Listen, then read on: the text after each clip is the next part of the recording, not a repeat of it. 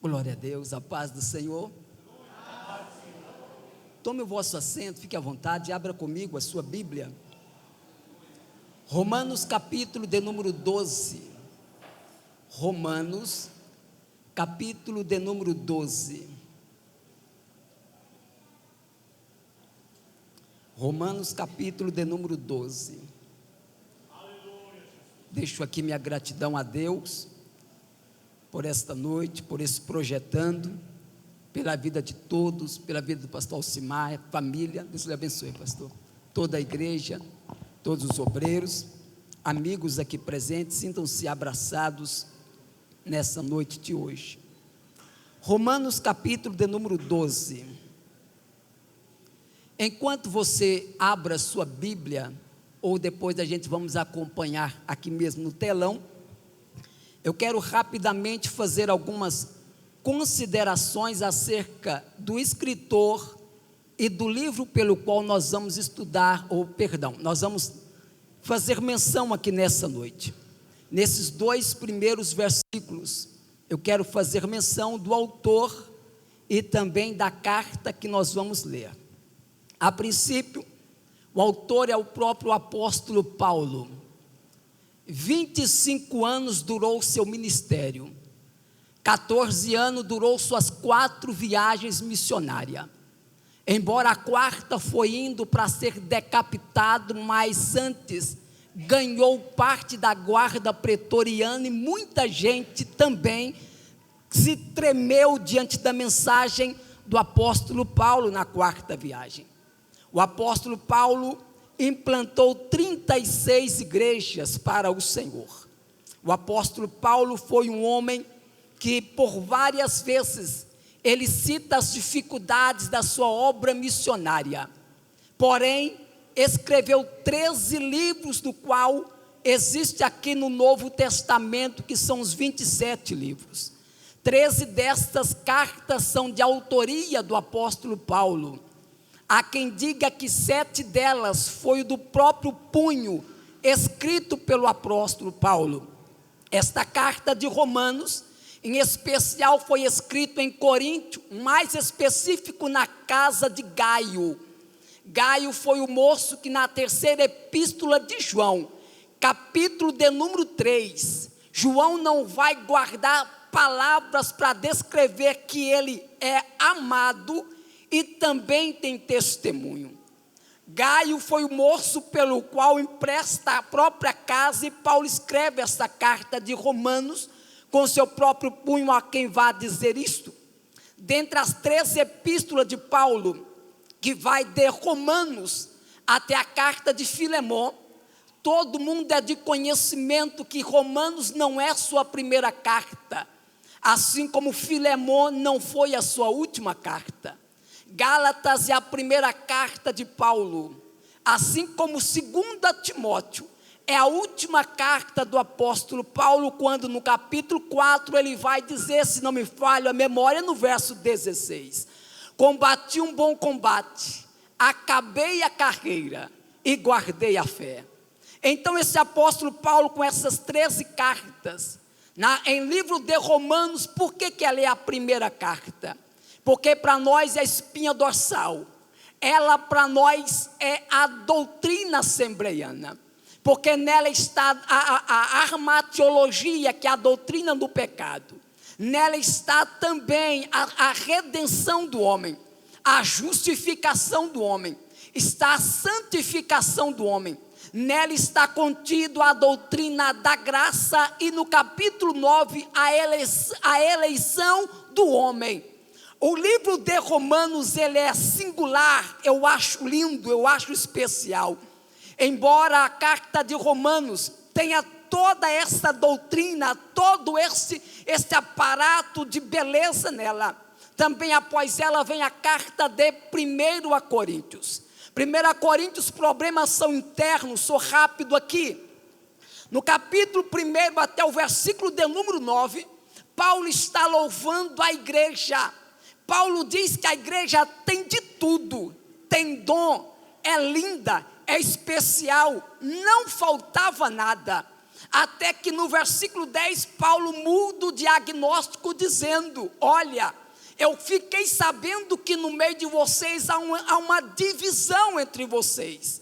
Paulo vai usar 4 capítulos para tratar da divisão da igreja.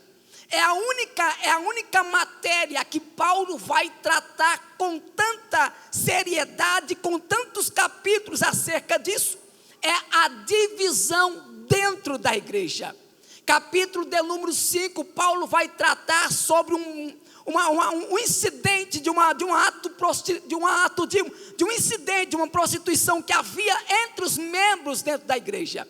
Capítulo de número 6, alguém leva o outro no tribunal. Capítulo 7, Paulo trata sobre o casamento. Capítulo 8, sobre a comida sacrificada. No capítulo 9, Paulo vai tratar sobre a coleta, o dízimo, oferta, ajudar. E no capítulo de número 10, Paulo vai tratar sobre a idolatria. Capítulo de número 11, Paulo vai falar sobre a ceia do Senhor. Eu acho lindo, porque Paulo vai nos dar sobre a ceia 4 visões dentro dela. A primeira delas é que Paulo vai dizer que todas as vezes que ceiamos, nós olhamos para o passado, não para o nosso, mas para aquilo que Cristo fez na cruz por nós.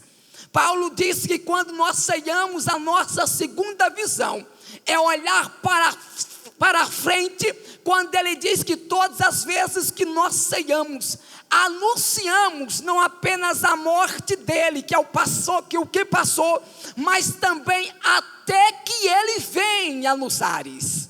Paulo fala de uma outra visão, que a ceia é especial para nós. Paulo diz que a ceia é olharmos para dentro de nós, quando ele diz: examine o homem a si mesmo. E por último, Paulo diz que a ceia, quando ceiamos, é olharmos uns para os outros, não com olhar de julgamento, mas com olhar de esperar por você, porque ceiar é comunhar uns com os outros. Capítulo de número 12 ao 14, Paulo vai tratar de uma deficiência sobre os dons espirituais naqueles dias. Paulo vai tratar sobre isso.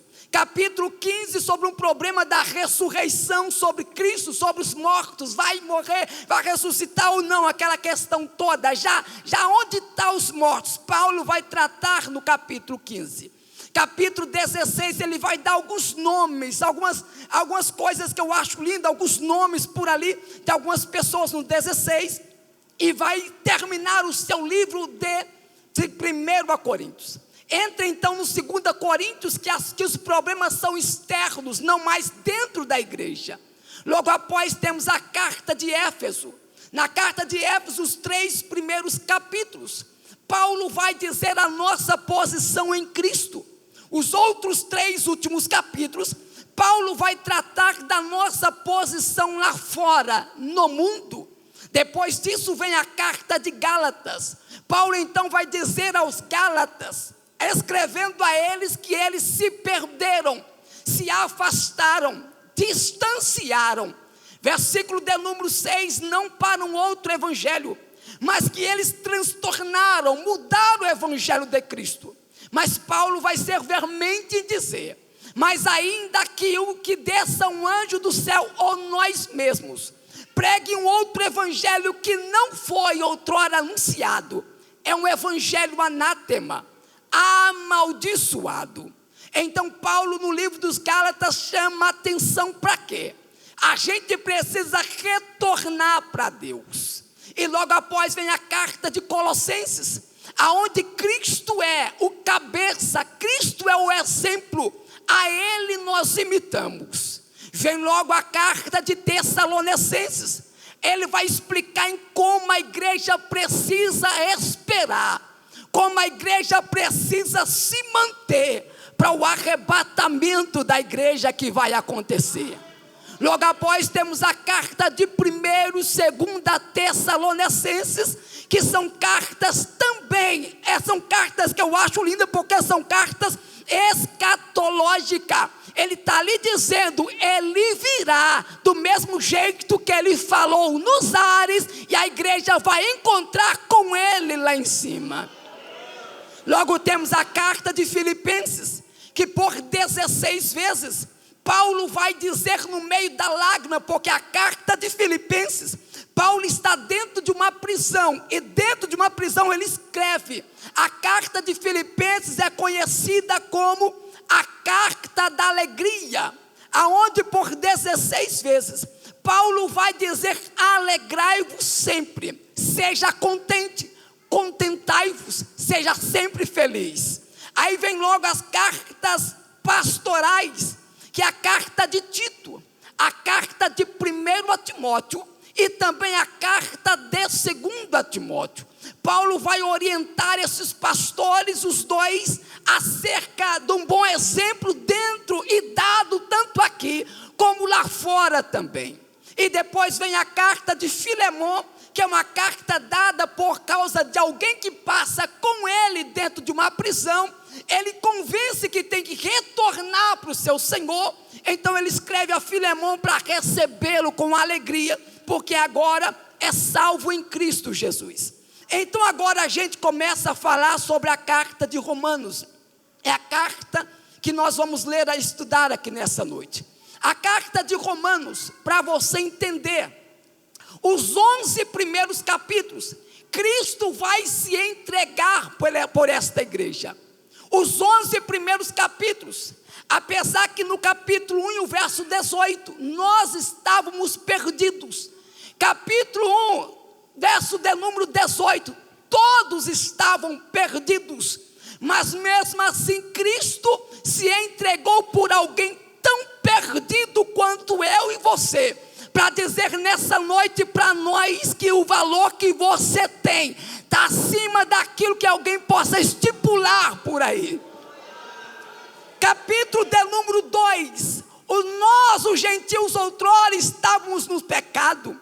Capítulo de número 3, os judeus se batiam no peito e se valia do que eles são, para dizer nós somos melhores. Aí Paulo vai dizer: vocês também estão no pecado, vocês também são pecadores. Versículo 23, Paulo vai dizer: aliás, todos aqui pecaram e destituídos estavam da glória de Deus.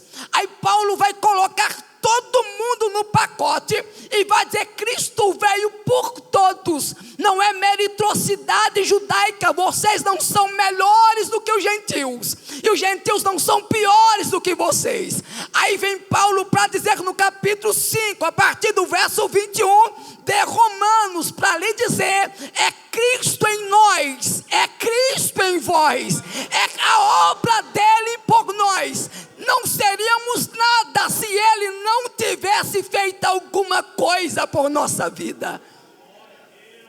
É por isso que Paulo vai segurar 11 capítulos para contar o nosso estado, mas também para dizer o quanto Cristo fez para mudar esse estado nosso. Paulo vai debruçar em 11 capítulos para dizer que não éramos merecedores, mas Cristo veio, olhou para você e disse assim: não viva abaixo do que eu estou fazendo por você nessa cruz. Não merecíamos nada, e aliás, se merecêssemos alguma coisa, seria um inferno. Mas Cristo olhou para você e disse: eu voltarei para te buscar, para que aonde eu estiver, você esteja lá comigo também. A graça nos favoreceu.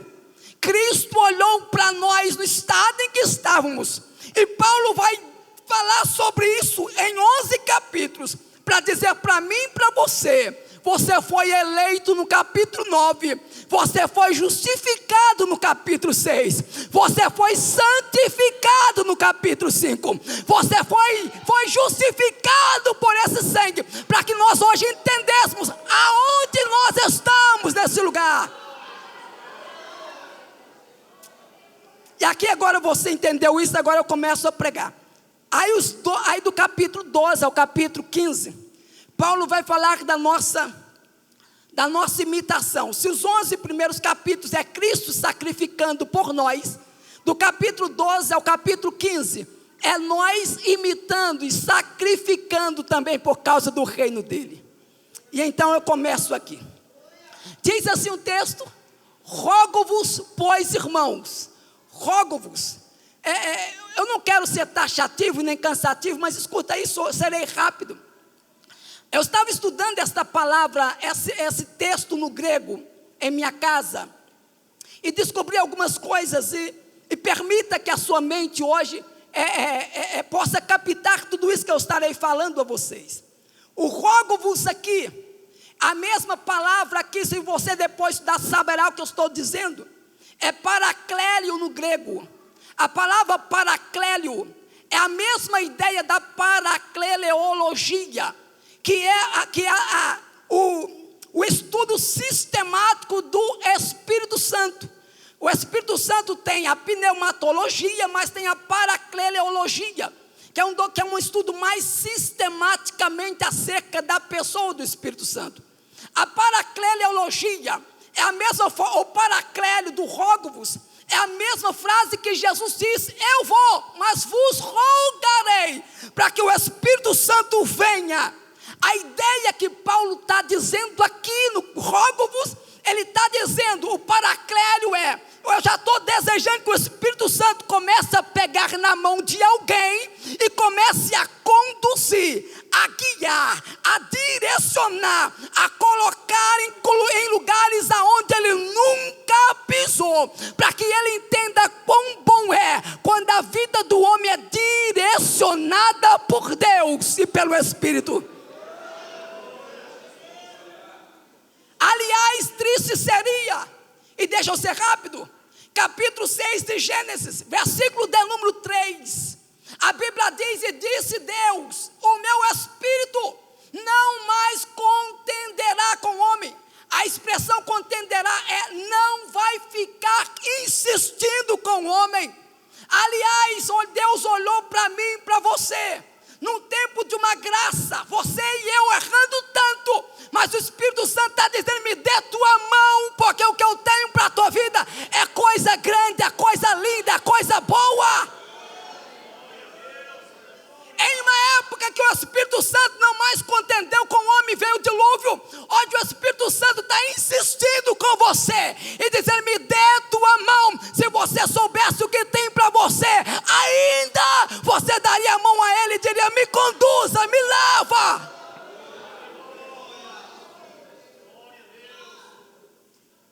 Capítulo de número 9 de 1 Samuel. A vida de Saul foi boa enquanto o Espírito Santo conduziu ele para Ramá.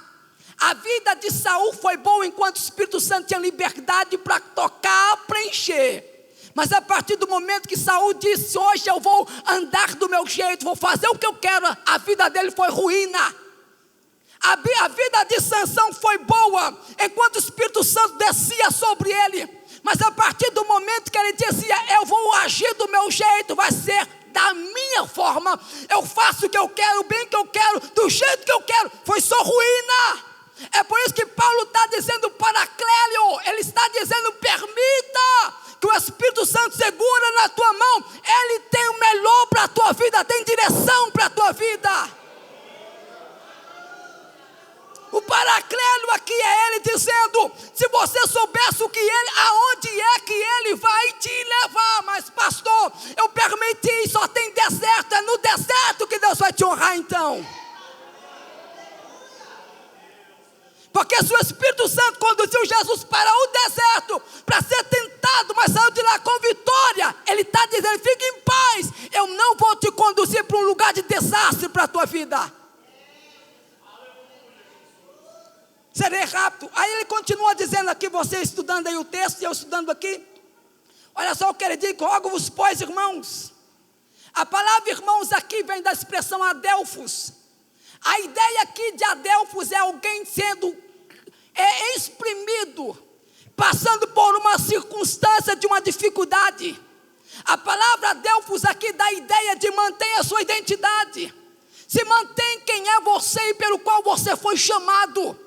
A ideia aqui é ele, Paulo, dizendo: já que o Espírito Santo está lhe guiando, mantenha a identidade sua onde você for, aonde você pisar. Aí eu acho lindo, porque o texto continua dizendo assim: olha só, Rogo-vos, pois, irmãos, pela compaixão. Eu achei linda essa palavra, misericórdia ou compaixão. Por quê? Porque o texto no original é rachene. E essa expressão aqui dá a ideia de uma mãe segurando uma criança no braço e dizendo assim: você não está pronta para sair de perto de mim, fica no meu braço. Se é o Espírito Santo te pegando pela mão, se é Ele dizendo: Adelfo, você tem uma identidade, agora Ele está dizendo assim: fica nos meus braços, fica comigo. Você não está pronto para agir, para fazer o que você quer, fica comigo. É Deus dizendo: eu não vou te largar, porque se eu te largar, você vai se arrebentar. Tu não está pronta para agir do teu jeito. Você não está apta para fazer da tua forma. É por isso que Deus está fazendo do jeito dele, da forma dele. Está te desagradando, mas Deus está dizendo: é eu agindo desse jeito aí. É eu agindo dessa forma aí. Eu achei linda essa expressão aqui, ó. Para que apresenteis. Essa expressão no grego é parachine.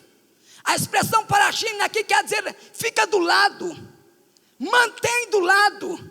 A ideia é: agora você já não está mais no braço, já te colocou no chão e você sabe que agora você pode andar. Mas Ele está lhe dizendo: não distancia de mim, porque eu lhe fiz você entender que agora tu pode andar, mas você não pode sair de perto de mim. Fica perto de mim. Essa expressão apresenteis aqui, a ideia é: você fica do meu lado, se apresenta sempre a mim, mantém se apresentando. Por quê? Porque eu sei o que é melhor para a tua vida. Mantenha perto dele. Aí ele continua, olha só que coisa linda: apresenteis o quê? Os vossos corpos em sacrifício vivo. Eu achei linda essa palavra, porque a palavra sacrifício vem da palavra corban. E você sabe que a palavra sacrifício vem da proximidade. Eu não sei por que estou usando esses termos, mas parece que Deus está lhe direcionando e dizendo o seguinte: o que eu quero de você é a proximidade. Enquanto você mantém a proximidade, as coisas virão sobre a tua vida. Se distanciar, não tem como manter as coisas da tua vida. A vida do filho pródigo só foi boa enquanto ele teve a proximidade. Distanciamento foi parar no chiqueiro, mas a proximidade foi restituição para a vida dele. É o Pai lhe dizendo para a tua vida: enquanto você tiver a proximidade de mim, as coisas virão sobre a tua vida. Sabe o que eu acho lindo aqui? Olha só o texto continuando: que apresenteis os vossos corpos em sacrifício vivo. Por que sacrifício vivo? Porque o vosso corpo em sacrifício vivo, ele está gritando. O sacrifício, a ideia era um sacrifício morto no Antigo Testamento, ou na Antiga Aliança. Mas aqui o texto de Paulo está lhe dizendo assim: teu sacrifício tem que ser vivo. Teu sacrifício tem que falar. Teu sacrifício tem que gritar. Teu sacrifício tem que dizer. Teu sacrifício tem que ser vivo, tem que pular na presença dele, tem que dizer: Pai, eu estou aqui, olha. O mundo conhece o sacrifício que você vive, por isso que ele é vivo. O mundo sabe quando você vive essa vida de sacrifício para o Senhor. Ele sabe das suas renúncias. Ele sabe quando ele só não entende porque você renuncia tanta coisa que eles não renunciariam. É porque você está dizendo: eu sei que perto dele as coisas vão ser melhor para a minha vida. O mundo está dizendo: aqui comigo é melhor, mas tu sabe que perto dele as coisas vão ser melhor para a tua família, as coisas vão ser melhor para a tua casa, as coisas vão ser melhor para os teus filhos. É por isso que perto dele você tem segurança. É por isso que o salmista disse: na presença dele eu vou morar na casa dele todos os dias da minha vida. Sai não, pelo amor de Deus. Sai não. Sai não. O sacrifício não é só vivo. O sacrifício aqui também é santo. Eu acho lindo porque o teu sacrifício, ele tem santidade. Porque o teu sacrifício é santo. Essa palavra santo aqui eu acho lindo, porque a expressão aqui dá a ideia que porque porque o escritor de Hebreus, capítulo 12, 14, ele vai dizer: sem santificação ninguém vai ver Deus. Lutero chegou a dizer: eu não sou um santo lutando contra o pecado, eu sou um pecador lutando para ser santo. Eu acho lindo porque Deus vai vir buscar uma igreja santa. Sede santos, diz o Senhor, porque eu sou santo. E sem essa santificação ninguém vê. Santo é uma decisão. Escuta isso, ser santo é uma decisão. Santo, eu decidi, santo. Mas santificação é um processo. Todos os dias eu estou lutando com o velho homem, dizendo: fica na cruz, mantenha aí, porque eu tenho uma identidade com Cristo. Se o Espírito Santo pegou na minha mão, eu sei aonde é o meu lugar. É do lado dele, é com ele. Muitas das vezes no braço dele. E muitas vezes ele me colocando no chão, e eu entendendo que vai ser do lado dele, mesmo que eu possa me distanciar, eu entendo que é do lado dele o meu lugar da minha vida. Olha só o que ele vai dizer: que é o vosso culto, latria, é o vosso culto racional, é o vosso culto. Eu acho lindo, racional. Porque é um culto que, antes dele falar que é um culto, ele vai dizer que é santo, que é vivo, é santo e é agradável a Deus. Mas escuta essa expressão agradável a Deus aqui caminho para o final. Quando Paulo diz que o vosso culto é agradável a Deus, o culto nunca, escuta isso que eu vou lhe dizer, por favor, não se chateia, não faça biquinho e nem saia daqui amargurado. O culto nunca foi para te agradar. Culto nunca foi para você se sentir agradável. O culto foi para agradar a Deus. Quando a gente... Eu tenho um amigo meu que disse assim para mim essa semana, pastor: 10 cultos, é interessante, 10 cultos que eu vou, 6 dele não me agrada. Eu saio de lá desagradável pela palavra, pelo louvor, pelos tocadores. Eu saio de lá desagradável pelo barulho, pela extensidade do culto. Me desagrada. 10, 6 me desagrada. 4 é mais ou menos, até me agrada um pouquinho, mas me agrada. Eu disse para ele: que dia que tu leu na Bíblia que culto foi para lhe agradar? Todas as vezes que culto, aliás, é serviço, não é ser visto. Porque muita gente se desagrada por não ter sido visto. Mas o Senhor está lhe dizendo: enquanto você me cultua, eu agrado, o céu desce, a bênção vem. Tem um Deus dizendo: eu estou estabelecendo enquanto você cultua, enquanto a igreja cultua.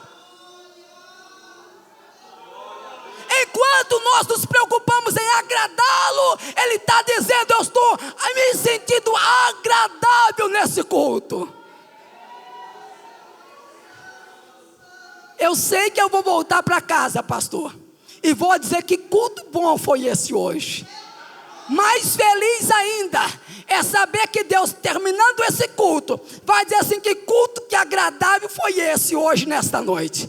Oh, como eu tenho sentido, eu tenho visto cultos agradáveis acontecendo, e como foi bom ter parado para ver esse culto. Porque quando você vem para cultuá-lo, Deus fica tranquilo. Deus está dizendo: você veio para me cultuar, agora eu vou na tua casa para te abençoar a tua vida. É agradável a Ele. É o vosso culto racional. Ou seja, eu sei quem eu estou adorando, sei por que estou adorando, sei como eu estou adorando a Ele.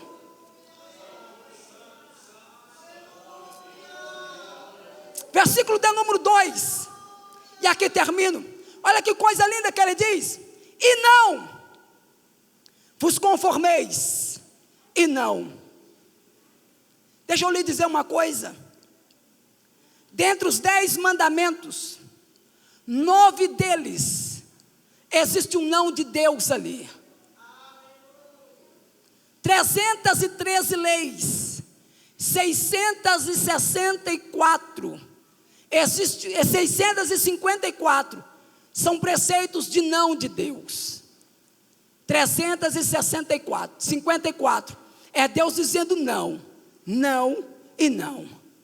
Deus não teve dificuldade em olhar para Adão no Éden e dizer: Adão, eu tenho um não aqui para você, filho, mas o meu não é te guardando. O dia que tu quebrar o meu não, passar por cima dele, tu vai morrer, aí tu vai se arrebentar. Tem o não de Deus que diz, o não dele está te guardando você, o não dele está protegendo você, o não dele está zelando da tua casa. A Bíblia diz que um dos filhos de Davi nunca ouviu do seu pai um não na vida dele. Aí a Bíblia diz que quando Davi estava velhinho, ele diz assim: hoje eu vou ser o rei de Israel, agora é minha vez. Quando ele estava fazendo a festa, ela estava consagrando Salomão. Ele disse: que coisa é essa, que barulho é esse? Salomão, você ficou sabendo? Não, está sendo consagrado no teu lugar. Adonias. Tem muita gente que por falta de ouvir um não, acha que pode fazer tudo. Aí Deus está lhe dizendo: quando eu lhe disser um não, aceite o não dele para a tua vida. Por quê? Porque ele está te levando para algo muito grande, muito melhor para você. Tem hora que Deus está lhe dizendo: o meu não para a tua vida está te guardando para você não se perder amanhã. Só que Paulo disse: não vos conformeis, não precisa imitar quem está lá fora. Fica sempre do lado de quem te chamou para ser o que você é, pelo amor de Deus. Porque parece que o padrão lá fora é mais rápido para conquistar, é mais fácil para conquistar. E Deus está ali dizendo: não precisa quebrar etapa. Comigo você vai ter o que...